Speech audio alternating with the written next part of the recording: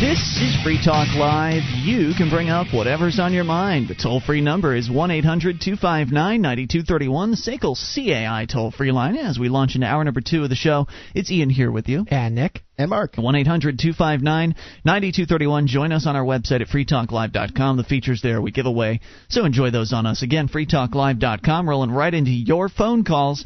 We talk to Mike in New York. Mike, you're on Free Talk Live. Hello, Ian. Hey, Mike. Mark and Nick. What is on your mind, sir? Well, I wanted to talk about the free market. Please. You like to talk about that a lot. Yes. Yes, it's his religion. Yeah, it is.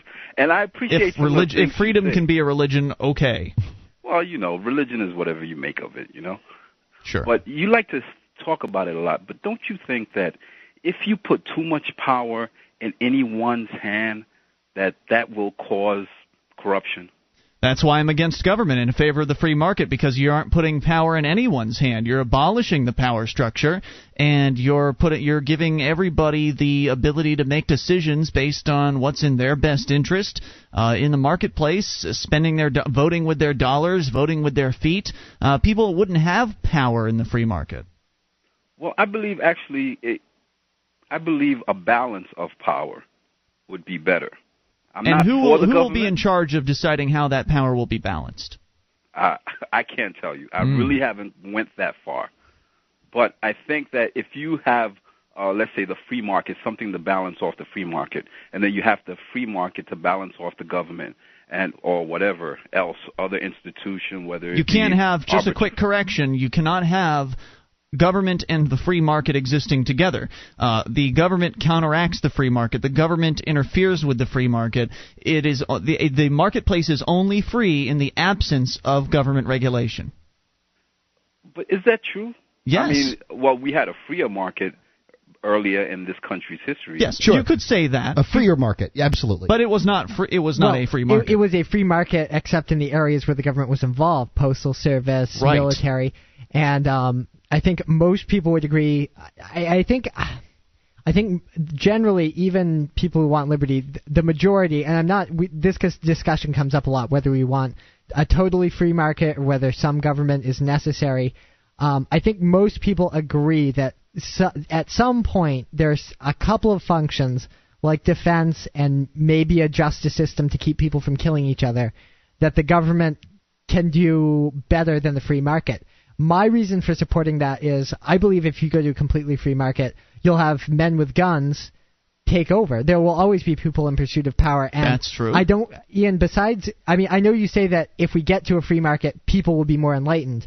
But they'd have to be enlightened to get to that point. But barring the idea that everyone's going to come to the realization that we shouldn't use force on each other, if we were to just eliminate the government today, wouldn't some people in business start to form their own governments? I mean, it's happened throughout history. When one government falls, people create another government. I'm just not sure we can escape the institution. I agree with you. You can't just get rid of government tomorrow. That's a fantasy world. Yeah, but even if, let's just say, the government is around and the people are proactive in their endeavors to keep the government at bay, and then you have the free market. Your solution of ostracization, I don't think that is going to work. Because me, as a businessman, let's just say, and I come up with an idea to defraud people. If you ostracize me, I'm still millions of dollars ahead. I give you an example, like Ivan Boesky or Michael Milken.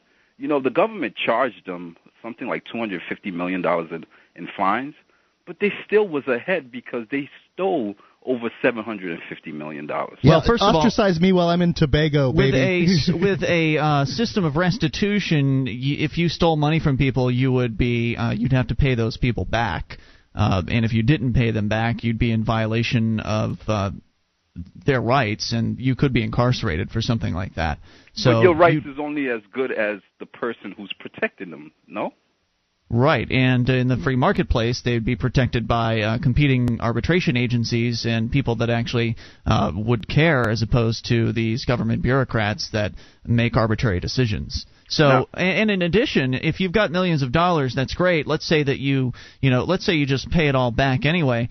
or you keep whatever you decide to do. If you don't pay it back, you might not be able to spend that money. If you're being ostracized, and there are companies out there whose job it is to promote your ostracism, then you might have a tough time spending that money.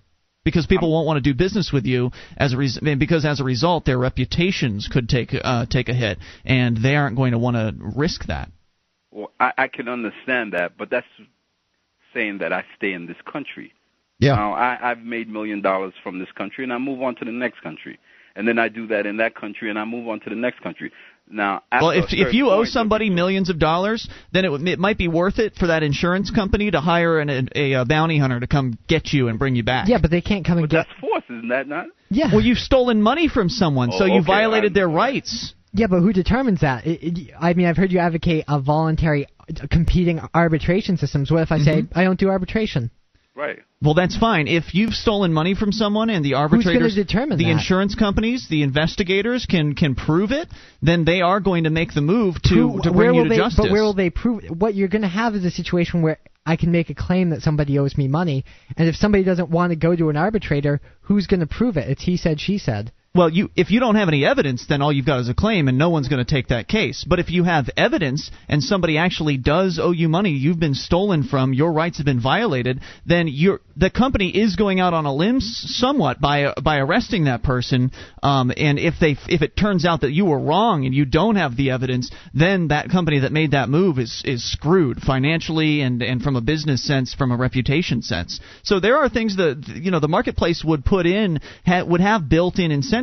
If you were innocent, then you'd have all the reason in the world to go to arbitration to prove your innocence, because then once you prove that you were innocent, you'd have to that person that was originally charging you would have to pay for your court costs. They'd have to pay for your lost time, and you'd make out bank. So you'd have all the incentives in the world to go to arbitration. But you're coming back to the up against the gangsterism argument against the free market, which is ultimately what you're saying is it's going to depend on insurance companies or whoever ends up filling the void getting men with guns together and going and hunting down people who've either taken money or committed some other crime against person or property. You're going to have basically governments for hire. Right. Well, wouldn't you? Are you suggesting we shouldn't go after violent criminals? No, I am. I think he's suggesting that we shouldn't get rid of the government entirely. Why would you think that the government is more efficient or better at bringing people to justice? I'm not saying they're necessarily more efficient. I'm saying you're not going to have a whole bunch of different groups of men with guns trying to compete for that. I think you run into a very dangerous They're competing on the circumstance. basis of being right. They're competing on the basis of justice. The client doesn't care if you're right. They just want to get their money, whether they have a rightful claim to it or not. Well, they need to have a rightful claim. Otherwise, the claim will be on them, and they'll have to pay out. I don't believe that any one thing is good. The thing that makes, I'll give you an example, nature. The thing that makes nature work is the balance. So you have one animal that kills another, In other words, we have a whole bunch of rats here in New York City. Mm-hmm. And that's because a lot of the animals that eat rats are gone. We don't have them anymore. So now you have a plethora of rats, but no one to really do the job that, nature did. And I think the free market would be the same thing. The free market is only as good so long as that it has something that will, polarize it, something that will keep it neutral. Once you have too much of anything, then that would become a bad thing in itself. With corruptions, I'll give you an example. You talk about the free market. This country had a freer market back in the days, and where there was less rules and less regulations.